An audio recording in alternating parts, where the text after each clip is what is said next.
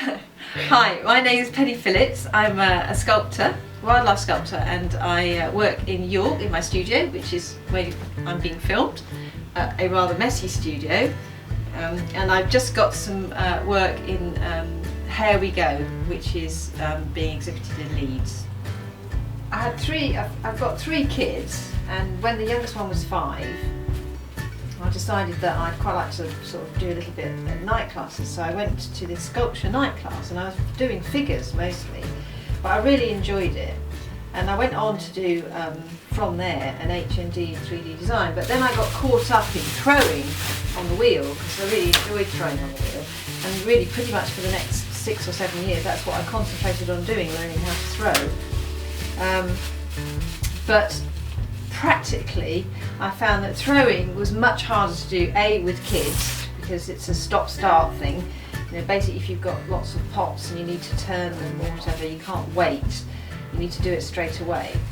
And while I was still doing that, I was dabbling with my sculpture because I'd always been interested in it. And I'd got a few pieces, and I was doing open studios, and one of my kids said to me, well, why don't you put your sculptures out as well, Mum? And I thought, well, okay, why not? And I sold all the sculptures. I did sell some of the pots, but I sold all the sculptures, and I thought, well, hang on a minute here, this is what I should be doing. So then I suppose I started to really think about it, and then I took a trip, just a trip one day, to the Thorpe Perrow Arboretum, to the bird wildlife place there, and I did one of those sort of feeding things where you hold an owl on your hand, and I was gone. I mean, it was so beautiful, and I could see it close up, and it was so wild, and I just thought, that's it, that's what I want to do. And so I promptly went home and started making owls. The main way I work is I have an idea, and the idea can come from something I've seen. Like one day I saw a fox in a friend's garden, and I just wanted to go back and make the fox. And it was an old haggard fox, and so I made an old haggard fox sculpture because he just really appealed to me. Once when I was canoeing in France, I saw a wild boar, and it was only very, very briefly I saw it. But it so intrigued me, I came back and thought, right, I've got to try and make one of those. But then obviously I didn't have an image of that, only the split image I'd seen. So then I went and researched wild boars and how their bodies work, and then in movement or whatever, and decided which pose I'd like the boar to be in. And then obviously, whenever you have an idea about an animal you want to make, you have to think first of all aesthetically, and then you have to think technically, because what you want to achieve has to be able to be achieved technically with the material that you're working with. Now when I was a thrower, I worked with porcelain because I just love the clay, and I think it's one of the most beautiful clays. It has a sort of translucent quality that no other clay has, but practically and technically it's not a clay built for sculpture. It's not very structurally strong. So the way I've got around that technically is, as you can probably see from this clay, you can see that there's a mixture of different clays in there. So this is this darker colour here is a stoneware, and it fires white. So in fact all these clays fire white, and then obviously I can then put my colouring on it. But structurally it's much stronger because I've mixed the different clays. So essentially you have an idea, and then you have to work out whether technically it can work. Music, that's really important. Often I just get my my kids to download music onto my phone or my iPod for me, and then I listen to music, all sorts of different music.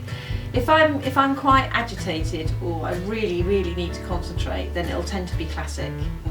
If I'm sort of feeling a bit like I need a bit of energy, then there's certain tracks I put on that I really like, and that just sort of gives me a buzz. A cup of tea is always nice. Yeah. I hate being cold. I really hate being cold if I'm working. And although the studio looks lovely today and it's all very sort of idyllic with the door open and everything, in the winter when it's -3 and there's a gale blowing through the door, I've got about 10 heaters on in here and a lot of thermals. Well, I originally worked from my garage, which in lots of ways was good because it was so near, but it's really not a good idea when you've got kids. because essentially they won't leave you alone if you're in the garage. And I used to stick this note saying "Do not disturb" on, and they still remember it. They still remember it because they would be squabbling, and then they would go right, we're going to get mum, and then there would be this big note on the door saying "Do not disturb." Then this studio came up in the middle of York, and it was so unusual because places like this in York just do not exist because they get turned into coffee houses and whatever. But it's a working studio, so we have an upholsterer, Joe, a jeweller, and a painter. So we have, we're all working artists, and it's really nice being able to work with other people, but you have your own space. And so I've had this now for 2 years. I think I'm in my 3rd year now, and I absolutely love it. And I've recently moved from just outside York into the centre of York, and I'm within walking distance of the studio, so I can get up in the morning, walk along the river, and come to work.